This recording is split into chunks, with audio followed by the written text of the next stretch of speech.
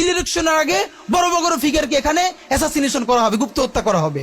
আমরা যদি শহীদ হয়ে যাই, আমাদের সন্তানেরা লড়বে, তার সন্তানেরা লড়বে। কিয়ামত পর্যন্ত বাংলাদেশ নামক জমিন যতদিন বেঁচে থাকবে ততদিন পর্যন্ত আজাদির সন্তানেরা লড়াই করবেই করবে। হাজার হাজার কোটি টাকা নতুন করে হাসিনার সাথে মিটিং করেছে। ইলেকশনের আগে বড় বড় ফিগারকে এখানে অ্যাসাসিনেশন করা হবে, গুপ্ত হত্যা করা হবে। পুরো এখানে ভারতীয় আধিপত্যবাদ এখানে সব থেকে বেশি অ্যাক্টিভ আছে। এখানে আওয়ামী লীগের হাজার হাজার কোটি টাকা, তার সচিবরা, তার পুলিশরা, তার পান্ডারা সব রয়ে গেছে। আর্মির মধ্যে একটা বড় অংশ রয়ে গেছে, কোনো সংস্কার করা হয় নাই। তারা বারবার স্যাবোটেজ করবার চেষ্টা করছে, এই রাষ্ট্রকে, এই সরকারকে ফেল করানোর চেষ্টা করছে। তো আপনি মুক্তিযুদ্ধের পরে যে ৩-৪ বছর এইরকম রাহাজানি হয়েছে, সেটাকে যদি অটকুন দিতে পারেন যে নতুন রাষ্ট্র গঠনের আগে এই ঝামেলাটা হয়, তাহলে এই যে নতুন বাংলাদেশের স্বপ্নের মধ্যে এইগুলোকে আপনি বড় করে মপ করে ফ্রেমিং করেন। আপনি এই জবান যে আপনার না, এই জবান যে দিল্লির জবান, ভারতীয় আধিপত্যবাদের জবান, সেইটা বুঝতে আমাদের পিএইচডি করা লাগে না। সুতরাং জুলাই সনদের সাথে নির্বাচনের ক্ষেত্রে শুধু আমাদের 2 মিনিট কথা। নির্বাচন হতে হবে। আমি একটু ভদ্রতার সাথে এবং শ্রদ্ধার সাথে বিনয় আমি জানাচ্ছি যে ভাইরা যেটা বলেছেন, সকল দল মিলে আগামী 20 বছর নির্বাচন না হোক, না, এটা আমরা চাই না। আমরা নির্বাচন চাই। মানুষ গত 16 বছরে ভোট দিতে পারে নাই। মানুষ আনন্দ নিয়া শীতের সকালে বাচ্চা কাচ্চাকে কুয়াশার মধ্যে লাইন দিয়ে দাঁড়ায় থাকবে, ভোট দিবে। আমরা সেই বাংলাদেশ দেখতে চাই। আমরা নির্বাচন চাই, নির্বাচন হতেই হবে। এই নির্বাচনকে বানচাল করবার জন্য দিল্লি থেকে শুরু করে আওয়ামী লীগ হাজার হাজার কোটি টাকা নতুন করে এখানে বিনিয়োগ করছে। নির্বাচন লাগবে। তবে আমাদের প্রশ্ন হলো, সেই নির্বাচনের ম্যান্ডেট হবে কি? এখানেই আমাদের কথা। কোন ধরনের আপোষ ছাড়াই নতুন নির্বাচন হইতে হবে জুলাই সনদের ভিত্তিতে। এইটাই আমাদের কথা। জুলাই সনদের ভিত্তিতেই নির্বাচন হতে হবে এবং জুলাই সনদের বৈধতা নির্বাচনের আগেই দিয়ে সেইটার ভিত্তিতে নতুন নির্বাচন হবে, যেই নির্বাচনের ম্যান্ডেট থাকবে নতুন সংসদে নতুন বাংলাদেশের জন্য আমাদের রাজনৈতিক দলগুলো মিলে নতুন সংসদের নতুন সংবিধান উপহার দিবে।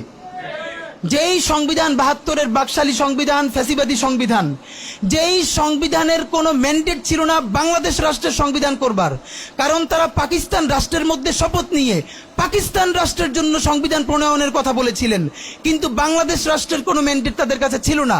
তারপরে তারা সংবিধান রচনা করেছেন, এরপরেও তারা একটা সেই সংবিধানকে লেজিটিমেট করবার জন্য একটা গণভোট দেন নাই। এরপরে যারা 73-এর একটা ভোট চোরের নির্বাচন দিয়েছে, সেই 73-এর নির্বাচনের ভোটের ইশতেহারের মধ্যেও তারা এই সংবিধানকে তারা লেজিটিমেসি দেন নাই, ইশতেহারে রাখেন নাই।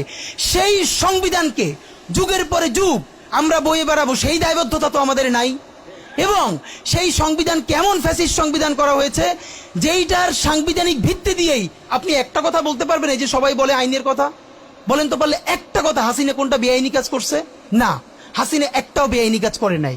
সে সমস্ত হত্যা, গুম, খুন এই সংবিধানের আইনের ভিত্তিতেই করছে। সে এই সংবিধানকে ডাস্টবিন বানিয়ে তত্ত্বাবধায়ক সরকার বাতিল করেছে, যা ইচ্ছে করা তাই করেছে। এবার তো সে তো বেআইনি কিছু করে নাই, কথা তো সত্য। আমার বিএনপির ভাইদের প্রতি শুধু একটা আফসোস লাগে, কারো কারো দেখি 72-এর সংবিধানের প্রতি তাদের কি গভীর প্রেম।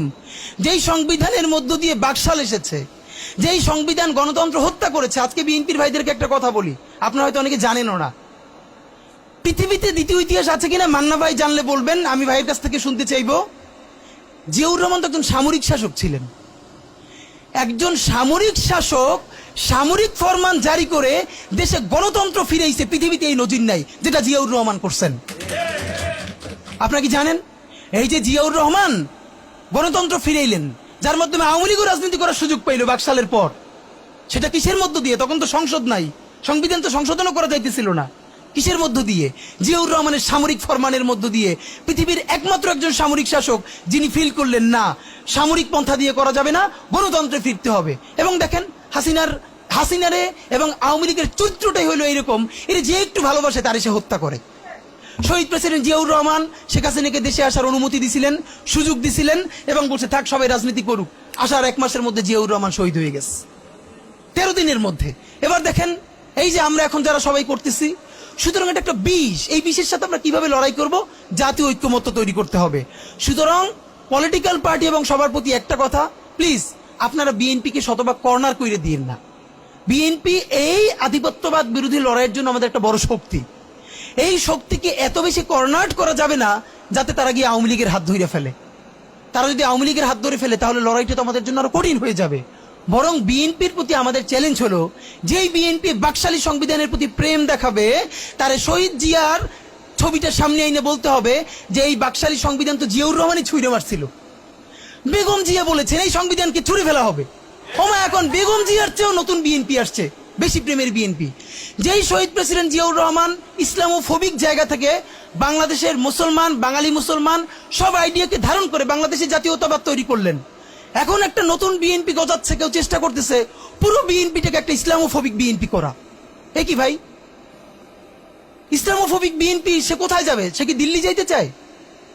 আমরা আমাদের প্রথম চ্যালেঞ্জ হলো স্বাধীনতা সার্বভৌমত্ব রক্ষার স্বার্থে এই বিএনপিকে শহীদ জিয়ার কাছেই রাখতে হবে, এই বিএনপিকে বেগম জিয়ার কাছেই রাখতে হবে। নাম্বার 2, আমাদের সামনের নির্বাচনে ম্যান্ডেট কি হবে এইটা সুস্পষ্ট।